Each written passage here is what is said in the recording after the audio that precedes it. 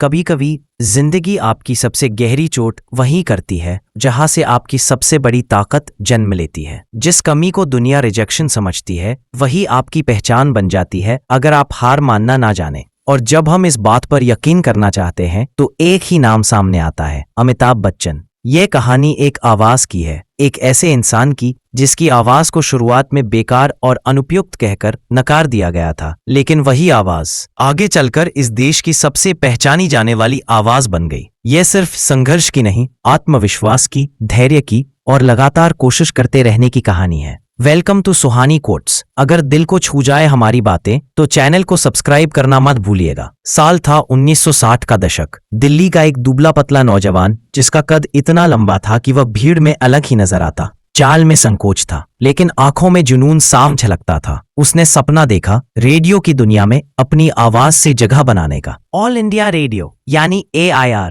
उस समय देश में रेडियो की सबसे बड़ी संस्था थी। वही नौजवान वहां पहुंचा एक वॉइस आर्टिस्ट के ऑडिशन के लिए। जैसे ही उसने अपनी भारी, गहरी और गंभीर आवाज में कुछ पंक्तियां बोली, कमरे में कुछ पल के लिए सन्नाटा छा गया। लेकिन उस सन्नाटे के बाद जो आया वो उम्मीद के बिल्कुल उलट था। ऑडिशन बोर्ड में बैठे एक अधिकारी ने कहा, आपकी आवाज बहुत भारी है, रेडियो के लिए फिट नहीं है। ये आवाज डरावनी और बहुत सीरियस लगती है, श्रोताओं को पसंद नहीं आएगी। और फिर एक शब्द, रिजेक्ट। इस रिजेक्शन के साथ वो नौजवान बाहर निकला। शायद मन थोड़ा टूटा होगा लेकिन भरोसा नहीं टूटा। ये पहली बार नहीं था जब अमिताभ बच्चन को नकारा गया। जब वे मुंबई आए तो स्टूडियो दर स्टूडियो भटके, फिल्म के दफ्तरों में घुसने की कोशिश की। हर जगह अलग अलग ताने मिले। किसी ने कहा आपकी शक्ल हीरो जैसी नहीं है, किसी ने कहा आप बहुत लंबे हैं, हीरोइन के साथ फ्रेम नहीं जमेगा, और किसी ने तो यह तक कह दिया आपका चेहरा रेडियो के लायक है। विडंबना देखिए, रेडियो ने आवाज नहीं मानी, सिनेमा ने चेहरा नहीं स्वीकारा। लेकिन अमिताभ बच्चन इन बातों से ना डरे ना टूटे। किसी और के लिए शायद ये सब काफी होता, हार मानने के लिए, लेकिन उनके भीतर कुछ और था, कुछ ऐसा जो उन्हें रुकने नहीं दे रहा था। मुंबई की गर्म उमस भरी गलियों में दिन के दिन संघर्ष करते रहे। भूख लगी होती, जेब में किराया नहीं होता, लेकिन एक बात हमेशा थी, अंदर एक आग, एक यकीन। एक दिन यही आवाज पहचानी जाएगी, एक दिन यही चेहरा याद किया जाएगा। 1969 में एक छोटा सा मौका मिला, फिल्म सात हिंदुस्तानी में। छोटा रोल था, ज्यादा चर्चाएं नहीं हुई, लेकिन एक शुरुआत हुई। फिर एक दिन आया जब उन्हें फिल्म मिली आनंद, जहां वे सुपरस्टार राजेश खन्ना के साथ एक सपोर्टिंग किरदार में नजर आए।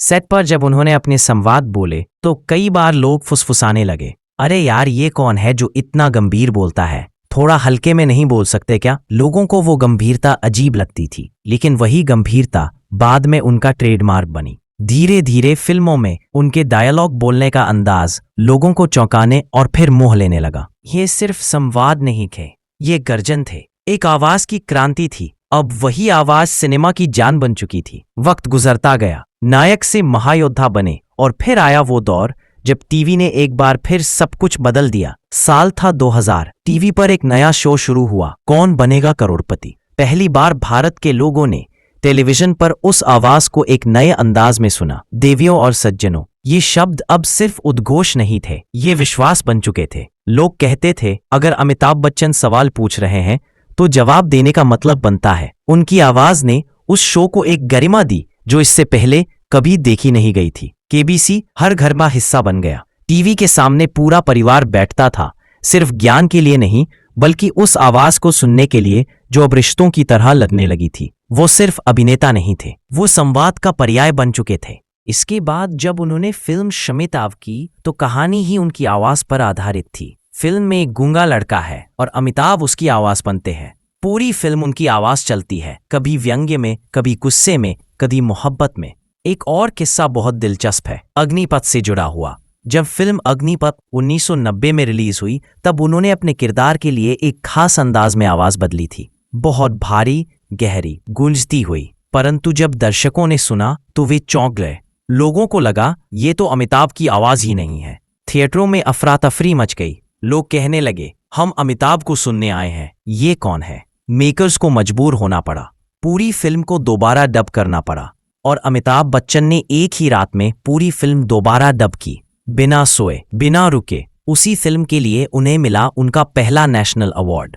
आज वे जिस किसी विज्ञापन में आते हैं वहां सिर्फ उनके चेहरे से ज्यादा आवाज की अहमियत होती है। हर डॉक्यूमेंट्री, हर सरकारी नैरेशन, हर समारोह की उद्घोषणा, सब में एक ही आवाज गूंजती है, अमिताभ बच्चन। अब जो आवाज एक समय बहुत भारी कहलाकर ठुकरा दी गई थी, वही आज भारत की सबसे प्रतिष्ठित आवाजों में से एक है। कभी वो बेरोजगारी में अकेले जूझते थे, आज करोड़ों के लिए प्रेरणा बन गए हैं। अगर आज कोई युवा यह सुनता है कि उसकी आवाज ठीक नहीं है, उसका चेहरा सही नहीं है, उसके सपने बहुत बड़े हैं, तो उसे अमिताभ बच्चन की कहानी जरूर जाननी चाहिए। क्योंकि कभी कभी जो आपकी सबसे बड़ी कमी मानी जाती है, वही आपकी सबसे बड़ी ताकत बन सकती है। बस जरूरत है रुकने की नहीं, खुद पर यकीन करने की। और अमिताभ बच्चन ने यही करके दिखाया। जिस आवाज को ठुकराया गया, वही आवाज आज भारत की सबसे बड़ी पहचान बन गई है।